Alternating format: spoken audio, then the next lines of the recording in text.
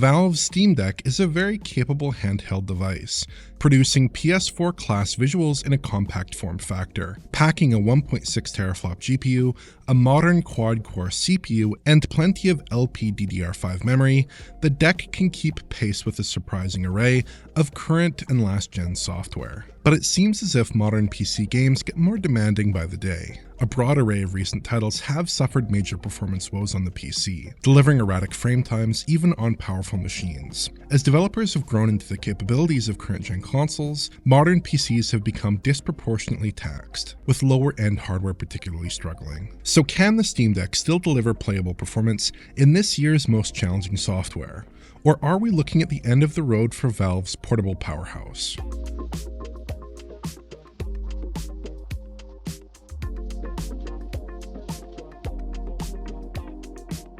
We're going to start off our exploration of 2023 titles with the first major release of the year, Dead Space. This survival horror remake delivered impressive visuals when it launched back in January, so how does it hold up on the Steam Deck? Dialing in the right settings here is fairly straightforward. We're at the medium preset here except for volumetrics, which have been set to low, which essentially preserves most of Dead Space's visuals. The big concession here comes down to resolution. We're still targeting 720p output, but we're getting there through FSR2 in its ultra performance preset, for an effective internal resolution of just 240p. That's because we really want to maximize CPU wattage on the deck's unified CPU and GPU setup and avoid power contention issues, because Dead Space tends to be substantially CPU bound. As a result though, we're achieving some very impressive performance here, typically floating between 45 and 60 frames per second. It's not totally consistent of course, as loading thresholds can cause big stutters, which is an annoyance across PCs of all power levels. And the final frame times tend to be somewhat inconsistent, with dips to 50 milliseconds, which is a sign of the game's CPU limitations. But this is a very playable and enjoyable experience. Visually speaking, the game holds up well enough in still shots. Relative to the Series S version, we are missing out on some of the subtler details present in the current gen release, although the visual features do look pretty nice on the Steam Deck's 7-inch display. Artifacting is a near constant annoyance here, so we can trade off a bit of performance for FSR2, performance mode, or balanced mode when targeting a lower refresh rate. As a quick aside, I've elected to run all games here with a system set to 60Hz output and no specified frame rate cap. But at the end of this video, I'll run through my suggestions for getting a truly consistent experience out of the deck through refresh rate tweaks and FPS limits. Next up is another survival horror remake, March's Resident Evil 4. This is another relatively light title that actually fares surprisingly well on the deck. Resident Evil 4 has a pretty lengthy settings menu, so here are my selections. We're looking at a mix of low and medium options here, alongside FSR2 at ultra performance.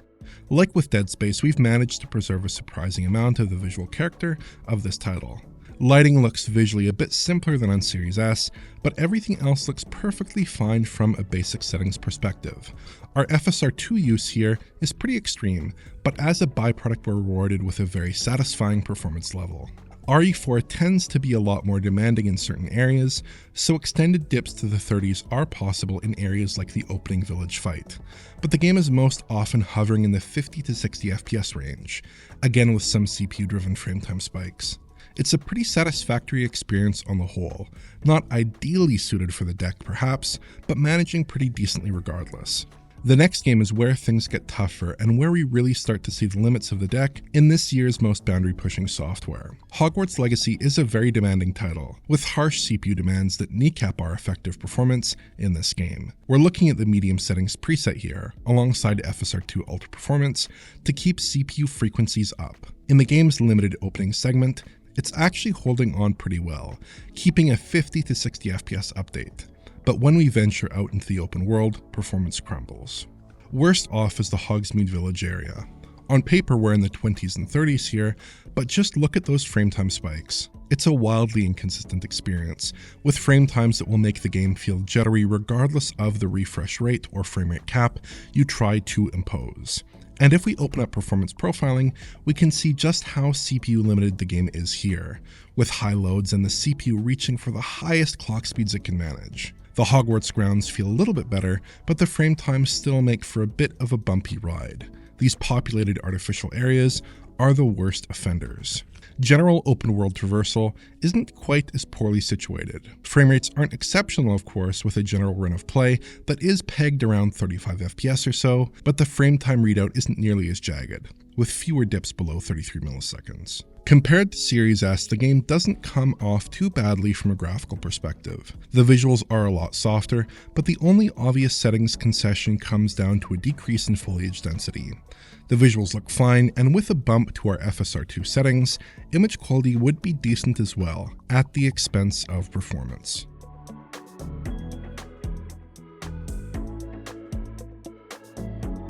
We're going to close out our game analysis with a few titles that really push the deck to its practical limits, starting with Returnal. Settings-wise, we're at the low settings preset with medium textures enabled as well, with FSR2 Ultra Performance as per usual.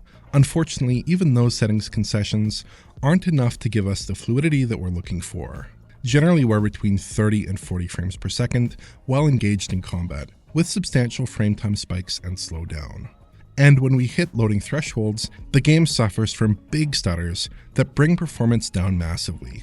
It's a very inconsistent experience that really doesn't hold up well on the deck at all. Despite myself, I did still enjoy the basic combat here, and you can still feel the core of what makes Returnal's gameplay loop so special. Performance, though, is in a very rough state that doesn't pair especially well with the game's high-speed combat. Despite a dedicated patching campaign, The Last of Us Part 1 is still troubled from a performance perspective. We're using low settings with FSR2 in its ultra performance preset, and the results are not great. Expect a wobbly frame rate that wanders around in the 30s and 40s. It's a playable experience, but not an especially smooth one. And that's with essentially the lowest settings possible. If we dial up the graphics quality to medium and increase the FSR preset to quality, we're getting a pretty poor return that is often sub 30 FPS. The low settings in this title aren't particularly attractive, so I'm not especially satisfied with either result. If we open up the performance panel again, we can see the characteristic readout of a CPU-limited title. It's certainly playable, I suppose, but the visual quality concessions needed to even get performance to this level are steep, and the game feels quite unsatisfying on Valve's handheld. Let's close out with a very recent release, Redfall. We're using the medium settings preset alongside FSR2 Ultra Performance for one last time. The lower density nature of the visuals means that the upsampling actually doesn't cause particularly egregious artifacting in motion. Unfortunately, we're still limited by CPU performance, as Alex pointed out in his video on the game. Interestingly enough, the deck isn't too far off the general performance level that a CPU like the Ryzen 5 3600 could achieve. The deck's performance ceiling is mostly bound by the speed of 1 or 2 CPU threads, which means that its 4-core CPU, hovering around 3.2 GHz, isn't too far off any of the many Ryzen 3000 CPUs that share the same fundamental architecture and have fairly similar clock speeds. That means erratic frame times and typical gameplay, of course, which really doesn't feel too great. Again, the game is playable, but it's not consistent enough to make for a good experience.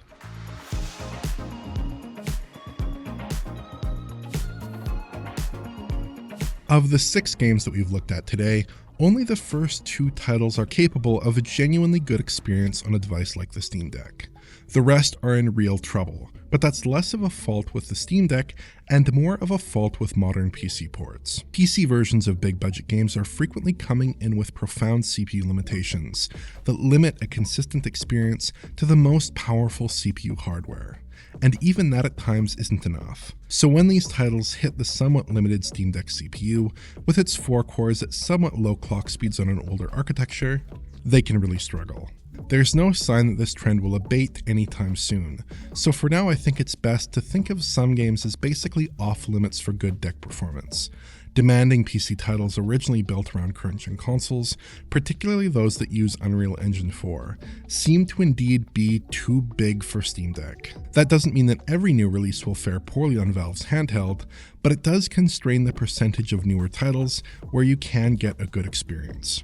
But if you do want to play top-end games in the deck, there are a few ways to ensure that you get the best possible gameplay. Out of the box, Valve offers a few tweakables. Firstly, we can alter the refresh rate down to as low as 40 Hz from the default 60 Hz. This lowers the refresh rate and raises the effective frame time penalty for when a game does drop frames. When it comes to the games that we've surveyed here, Dead Space and Resident Evil 4 behave pretty nicely when left unlocked at lower refresh rates, while the other titles tend to suffer from too many frame time fluctuations to work well. It's a good solution for titles that play nicely with the deck, from a CPU perspective, in other words.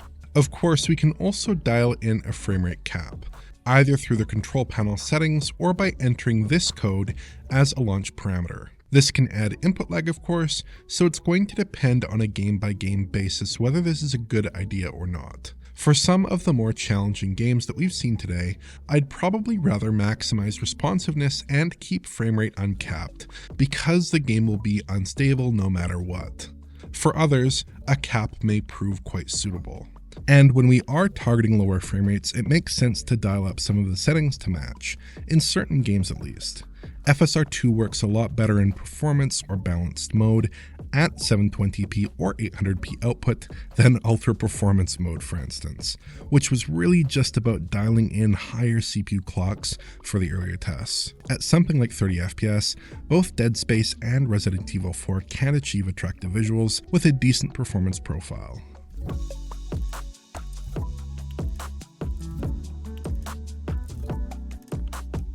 The Steam Deck is a powerful device, but the latest PC software often isn't well suited for it.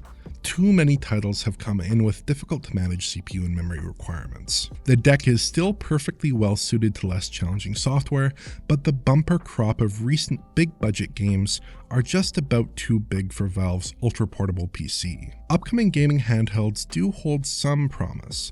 AMD's new 4nm Phoenix chip is showing up in a lot of devices, including the recently unveiled ROG Ally. Actual performance gains in that device tend to be modest over Steam Deck at the same power draw, however, with 20 to 30% typical frame rate boosts at the default 15-watt TDP. To dial in a comprehensively deck pummeling experience, higher wattages, perhaps in the range of 25 or 30 watts, are needed. That means that none of these handhelds are likely to be especially well suited to demanding current-gen titles, unless perhaps you're willing to take a big battery life hit. So I think a firm dose of expectation management is needed.